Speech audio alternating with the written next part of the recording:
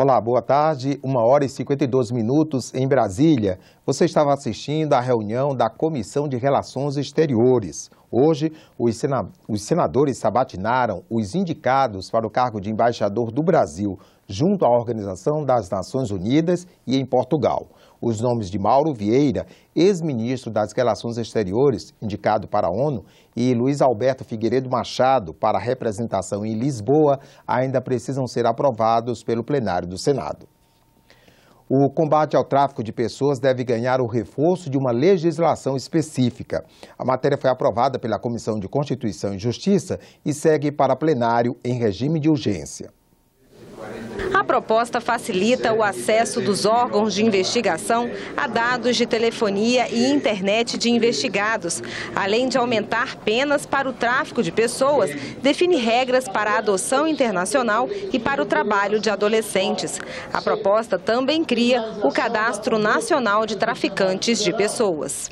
Considerando a nova conjuntura do fenômeno migratório, não apenas do ponto de vista interno, mas do ponto de vista externo. Nós estamos proporcionando à legislação brasileira um marco legal que nos parece muito preciso e que foi conduzido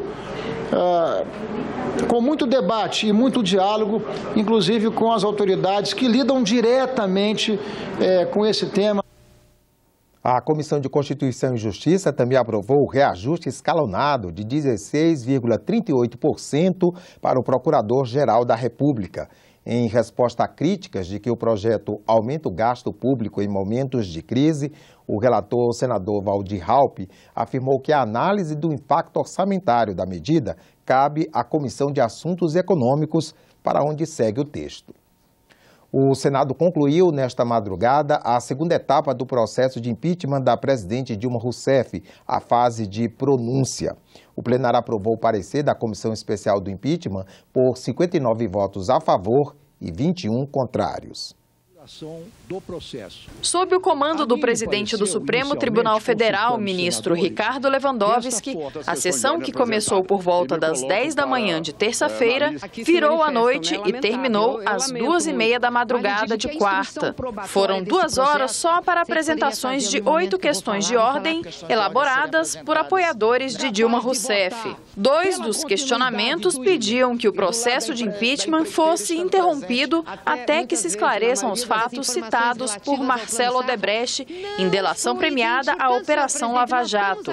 O empresário teria afirmado que o presidente em exercício, Michel Temer, recebeu da empreiteira 10 milhões de reais em dinheiro vivo. Um fato que envolve diretamente o senhor presidente em exercício. Isto demonstra cabalmente quais são as razões pelas quais querem antecipar este processo. Quem de sã consciência será capaz de votar pela continuidade do impedimento ou pela cassação da presidenta, que está sendo julgada, pasmem, por 3 decretos de suplementação orçamentária e pelas chamadas pedaladas fiscais?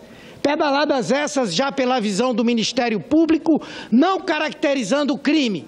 E, por outro lado, abrindo espaço para que fique à frente do Executivo alguém que é vítima de denúncias da maior gravidade. Isso seria surreal. Nós estamos assistindo no decorrer destes meses várias delações que foram feitas por dezenas de empresários. Qual é o rito num processo, num Estado democrático de direito? É o pré-julgamento?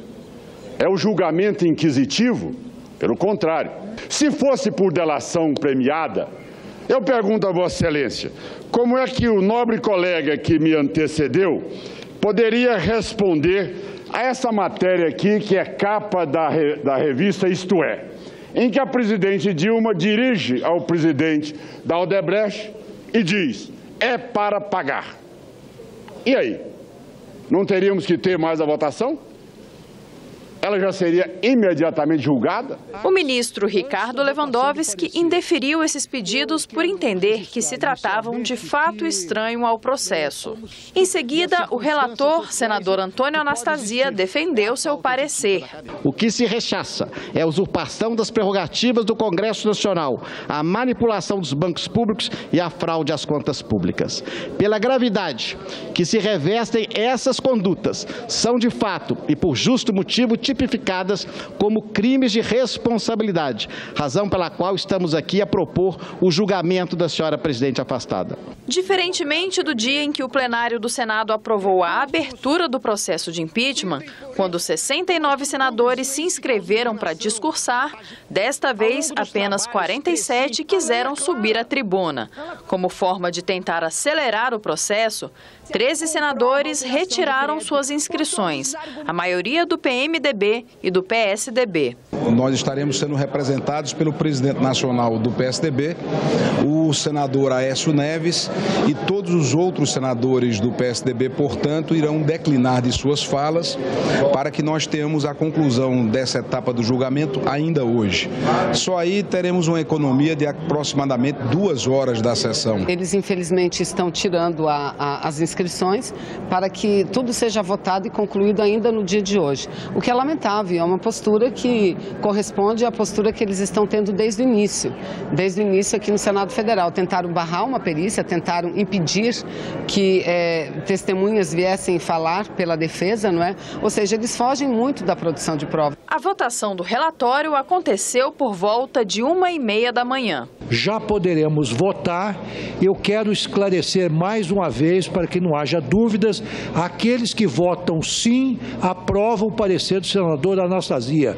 Os que votam não, obviamente é contrário ao senso, ou rejeitam o parecer. O parecer merece sim ser aprovado. No que se refere à pronúncia da senhora presidente da República, ela tem que vir a julgamento no plenário desta casa. Montaram uma comissão e todos que foram para a comissão já tinham posição pública favorável ao impeachment. E por 59 votos a favor e 21 contra, o Senado decidiu que Dilma Rousseff agora é ré no processo.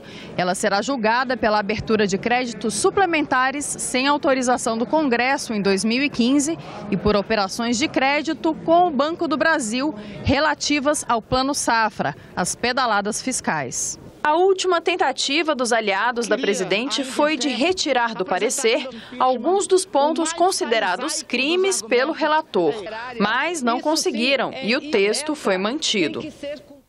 A acusação entregou agora há pouco as alegações finais no processo que investiga a presidente Dilma Rousseff pelo crime de responsabilidade. A defesa deve entregar a parte dela na sexta-feira.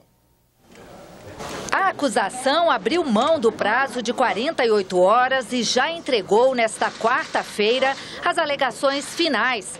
O documento foi entregue na Secretaria-Geral da Mesa, com os nomes das testemunhas que deverão ser ouvidas durante o julgamento. Ao invés de 6 testemunhas, a acusação apresentou apenas 3. Estamos indicando aqui o Dr. Júlio Marcelo de Oliveira, que é o representante do Ministério Público junto ao Tribunal de Contas da União. Indicamos também o Dr. Antônio Carlos Costa Dávila Carvalho, auditor federal de contas de controle externo do TCU. E, por último, ainda o Dr. Leonardo Rodrigues Albernaz, também auditor federal de controle externo da Secretaria de Macroavaliação Governamental do TCU. A partir de agora, a defesa da presidente afastada também tem 48 horas para apresentar os argumentos finais e a lista das testemunhas. Depois disso, o presidente do STF, ministro Lewandowski, poderá marcar a data do julgamento. As duas partes terão que ser notificadas com uma antecedência de 10 dias. A previsão é de que a sessão de julgamento aconteça ainda em agosto. Na votação final, os senadores vão responder se Dilma cometeu ou não crime de responsabilidade no exercício do mandato. Para aprovação do afastamento definitivo da presidente, é preciso o voto de 54 dos 81 senadores. Se for condenada, ela é destituída e fica impedida de exercer qualquer função pública por 8 anos. E o vice-presidente é empossado. Se for absolvida, o afastamento provisório é revogado e Dilma reassume o mandato. A Comissão Mista da Medida Provisória 728 aprovou hoje o relatório da deputada Mara Gabrilli. A MP 728 recriou o Ministério da Cultura, que havia sido extinto nos primeiros dias do governo interino, e criou secretarias especiais dos direitos da pessoa com deficiência e do patrimônio histórico e artístico nacional.